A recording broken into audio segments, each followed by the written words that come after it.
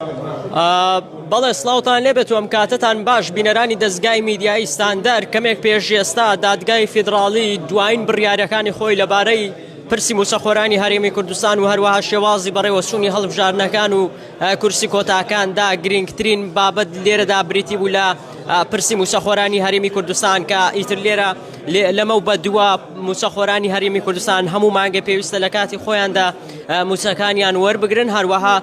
موچە بە نیشتیمانی کراوە هەندێک زانیاری نەبیستراو هەیە جگەلەوەی کە بڵاو کراوەتەوە لە میدیاکان کەمێک پێش ئێستا ئێمە وەکو دەستگای ستاندەر هەندێک زانیاری نەبیسترا و نەزانراومان لایە من بۆ قسەکردنی زیاتر لەسەر بابەتەکە ئەچمە لای دکتۆر ڕەفعەت سەرۆکی بۆردی توێژینەوەی دەستگای ستاندەر. دکتۆر سڵاو لێبێت بڕیارەکانی دادگای فیدراڵی کەمێک پێش ئێستا چۆن بوون و چ خاڵێکی گرنگی تێدا بوو بۆ موچەخۆران؟ خۆی بەڕاستی بڕیارەکان 5 بڕیار بوو، یەک لێ گرنگتر و هەستیارتر و هەموویشی لە قازانجی موچەخۆرانی هەرێمی کوردستان بوو. بەڵام ئەوەی ملاحەزەم کرد یەک دوو بڕیاری زۆر گرنگ تێدا بوو بکەوە فەرمانکان ڕاستەوە خۆ لە ڕێگەی بەڕێوەبەری فەرمانگە هەروەها بەڕێوەبەری ژمێریاری بەڕێوەبەری وردبینی لیستی موچە ئامادە دەکەن و ڕاستەوە خۆ موچەکان وەردەگیرێ و نوێنەری حکوومەتی هەرێم تەنانەت بە دەقی بڕیارەکەدا هاتووە نوێنەرایەتی حکوومەتی هەرێم بەوێدا ناڕ لە ڕێی قانونەوە بڵێ دەبێ چاودێری ئەوە بکرێت کە ئەم قانون لە کاتی خۆیدا تەنفیز بکرێت. ئەمڕۆوەک و قانون قەراری لەسەر دراوە کە موچەخۆرانی هەرێمی کوردستان هیچ کە لە دوودڵی و ناڕەحەتیدا نامێنەوە لەگەڵ هاوڵاتیانی عێراقی هەرێمی کوردستانیش 23 و دوو موچەی باسیەکە نەگەڕێندرێتەوە بە تەکیدی. بەڵێ ئەمڕۆ قەراری لەسەر درا. مامۆستا بەدەل قسەتان چێ لەسەر بڕیارەکان گەر بفەرموویتە ئێرە بەردەم کامێرایەکە قسەتان چێ لەسەر بڕیارەکانیەوە بەشدار بوون لە تۆمارکردنی ئەم سکاڵە؟ ئەوە باشترین بڕیار بوو حتانێک کە حکومەتە عێراقی ئانکۆ دادگا فدرالی تایبەتی چونکو ئەوە سەرکەفتنە حەقیە بۆ سەر ئەف زوڵمال فەرمانبەرە بە ماوەیە 33 ساڵە نەبێگا بێت داهاتی هەرێما کوردستانی پیش ڕەنگێکی نەی دیارەکاکی وەچیت تایبەتی 2014 و حتا وێگاوێ موچێت فەرمانبەرە هەمیە ئەم شێن بێژین هەر فەرمانبەرێکی 5 میلیۆن دەفۆن دەبێشن کەیڤە کار بکەین بۆ سەرف پاشکەفتی دەف حکومەت هەرێما کوردستانی ئەوی پاشکەفتی چاوە وێگاوێ موچێ خۆزڤراند و دو موچێ 2026 وێگاوێ ئاسام کار بکەین ئەوی پاشکەفتی بزڤڕینەوە. دەستان خۆش بێ مامۆستاگیان. دکتۆر دووبارەیەمەوە لای بەڕێزت هیچ مەجال هەیە حکوومەتی هەرێم دووبارە بۆ نمونە خۆی بجێتەوە لەم بڕیارە و موچەکان بەو شێوەیە کەوا حکوومەتی هەرێم تەنانەت حکوومەتی عێراقیش کەم تەرخەم دەبن و زۆرێک لە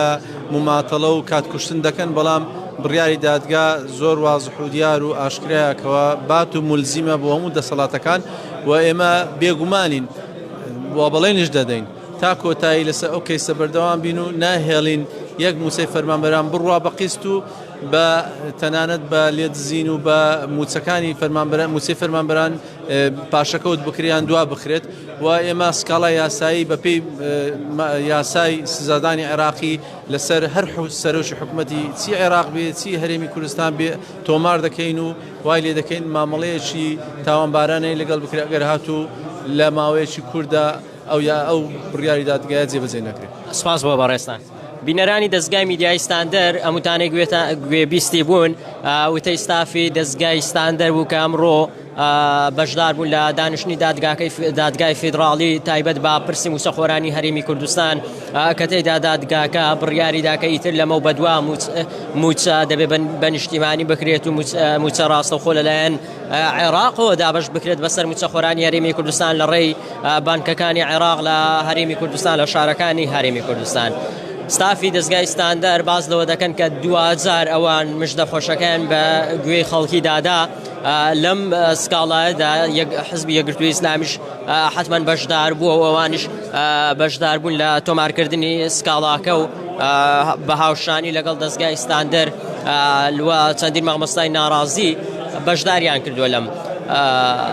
سکاڵە. بابەتێکی دیکە هەیە کە کەمێک پێش ئێستا قسەی لەسەر کراوە بڕیاری تێدا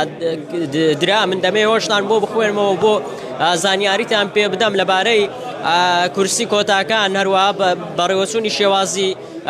هەڵبژاردنەکانی پەرلەمانی هەرێمی کوردستان. ئیتر لەمە بە دووە 111 کورسی لە پەرلەمانی کوردستان بوونی نامێنێت و کەم دەکرێتەوە بۆ 100 کورسی کە پێویستە سەگان بەم شێوەیە پێویستە کۆمیسیۆن بۆ هەڵبژاردننی داهاتووی پەرلەمانی هەرێمی کوردستان بە شێوازی فرە بازنەوی ئەبێت و نابێت لە 4 بازنە کەمتر بێت. خاڵێکی دیکە بریتیا لەوەی کە 5 کورسی کۆتایی تورکمان و 1 کورسی کۆتایی ئەرمەنی هەڵوەشایەوە. ئەمە ئەو قەرار و بڕیارانەیە کە کەمێک پێشێستا لەلایەن دادگای فیدراالیەوە درا. ئێمە لە بەیانیەوە لێرین لە ناو دادگای فیدراالی ساودێری دۆخەکەکەین و ڕووماڵیشەکەین کۆی بڕیارەکانەوەی کە دەمێکە موچەخۆرانی هەرێمی کوردستان چاوەڕوانی ئەم بڕیارە بوون کە لەلایەن دادگای فیدراالیەوە دەرچێت 2000 کەمێک پێشێستا دادگاکە لە دانیشتێکی ئاسایی خۆیدا بڕیارەکەی دا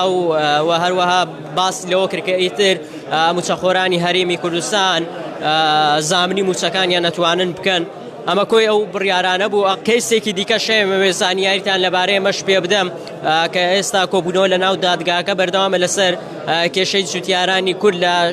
ناوچە جێناکۆکەکان ئەو ناوچانەی کە کێشە لەسەرە نەتاوەکو ئێستا کۆبوونەوە بەردەوامە لەبارەی سکاڵایەکی ئەوان بۆ هەڵوەشانەوەی چەند بڕیارێکی حکوومەتی عێراقی پێشوو ئەوەی هەیە تاوەکو ئێستا زانیاریەکان بەم شێوەیەنە. لەمە بەدووە موچەخۆرانی هەرێمی کوردستان موچەکانیان لەلایەن عێراقەوە پێدەدرێت و زامنی تەواوی ئەو موچانەیان بۆ کرا ئیتر هەموو مانگێک ئەتوانن موچەکانیان وەربگرن. لەگەڵمان بن خولەکەکانی داهات و زانیاری زیاترتان بۆ گوازینەوە و چاوتان لەسەر ستان دەربێت.